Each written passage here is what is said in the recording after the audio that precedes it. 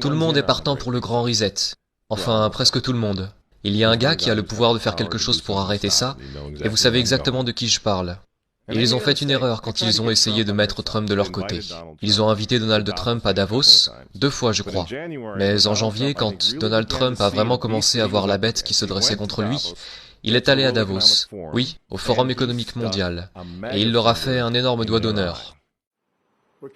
Nous nous sommes engagés à préserver la majesté de la création de Dieu et la beauté naturelle de notre monde. Mais pour embrasser les possibilités de demain, nous devons rejeter les éternels prophètes de malheur et leurs prédictions de l'Apocalypse. Ces alarmistes exigent toujours la même chose, le pouvoir absolu de dominer, transformer et contrôler chaque aspect de nos vies. Nous ne laisserons jamais les socialistes radicaux détruire notre économie et ruiner notre pays.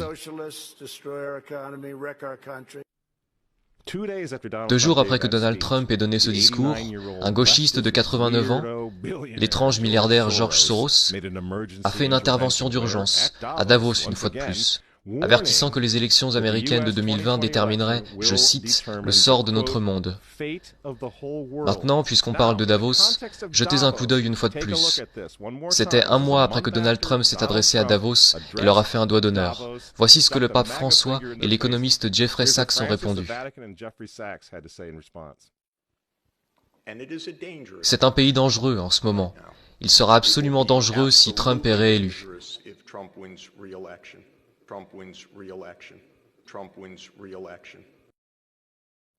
François a invité ce type au synode sur l'Amazonie en tant qu'invité d'honneur et conseiller.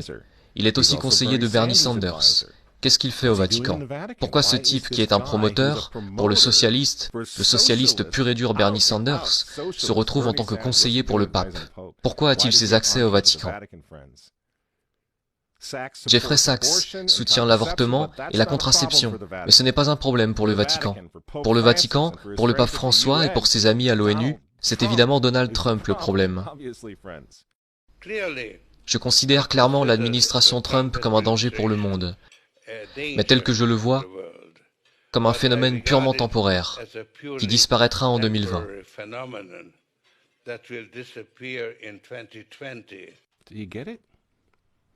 Vous comprenez? Vous voyez pourquoi il y a tant de haine envers Trump?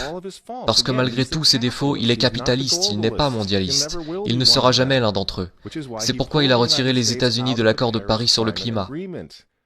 Donald Trump a retiré les États-Unis de l'Organisation mondiale de la santé, l'entreprise de Bill Gates. Et maintenant, il menace de retirer les États-Unis de l'Organisation mondiale du commerce. Les gens disent, oui, Donald Trump s'est marié 2 fois, c'est vraiment un homme mauvais. Mais il est en train de tenir tête à des démons. Personne n'a dit qu'il était saint. Il frappe les vaches sacrées des Nations Unies dans le monde entier en ce moment même. L'Assemblée générale vote couramment à 185 voix contre les États-Unis sur presque tous les sujets désormais. Et vous vous souvenez, puisqu'on parle des Nations Unies, en novembre 2019, juste avant que le coronavirus arrive, Trump est allé aux Nations Unies, à l'Assemblée générale, et il a déclaré la guerre au mondialisme. Les dirigeants avisés mettent toujours le bien de leur propre peuple, de leur propre pays, en premier. L'avenir n'appartient pas aux mondialistes. L'avenir appartient aux patriotes.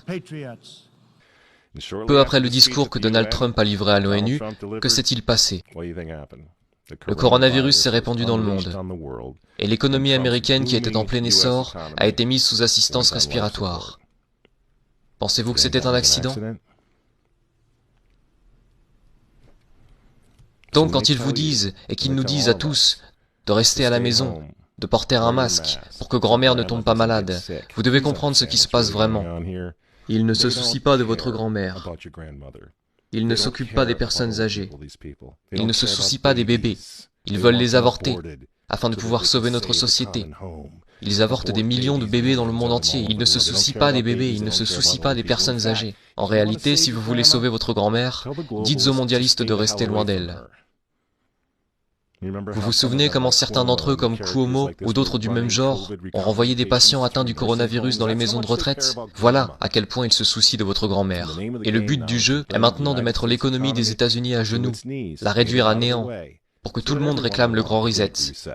rendre cette nouvelle normalité si anormale que même vous et moi, vous savez, dans un avenir proche, nous supplierons pour avoir des vaccins, car on nous aura rendus fous à ce moment-là, à mendier pour tout ce qui nous gardera en sécurité, selon nos geôliers et gardiens, et nos gardiens de zoo, vous voyez. C'est ce qu'ils veulent, c'est pourquoi ils continuent à utiliser ce terme de nouvelle normalité. Vous voulez combattre ? Retournez au travail, retournez à l'école. Si vous êtes en bonne santé, retirez votre masque. Et pour l'amour de Dieu, retournez à l'église et priez pour que Trump l'emporte en novembre. C'est à ça que sert le grand reset. Le faux dossier russe, l'impeachment. Vous voyez ? Pendant 4 ans, ils ont essayé d'arrêter cet homme, car s'il renforce l'Amérique, s'il la rend à nouveau forte, s'il sauve l'économie une seconde fois, le grand reset n'aura pas lieu. Le nouvel ordre mondial va être rejeté, et qui sait quand ils auront une opportunité comme celle du coronavirus à nouveau. Et ils le savent. Alors je vous pose la question. Pourquoi détestent-ils cet homme? Ces gens, ces hommes, ils détestent Dieu, ils détestent les enfants, ils détestent la famille traditionnelle, ils vous détestent, et ils détestent Donald Trump, dont les opposants politiques d'ailleurs en ce moment sont en train de déboulonner des statues de saints, de frapper des policiers et de brûler des drapeaux. Vous dites que vous n'aimez pas Trump? Je suis désolé les amis, mais on s'en fiche, cela n'a plus vraiment d'importance. Vous pensez à la personnalité de Trump ou à ses tweets, mais regardez la situation dans son ensemble. Le choix est simple les amis. Levez-vous avec les Américains dès maintenant, ou tombez avec le nouvel ordre mondial dans un avenir pas si lointain. Il n'y a pas d'autre choix.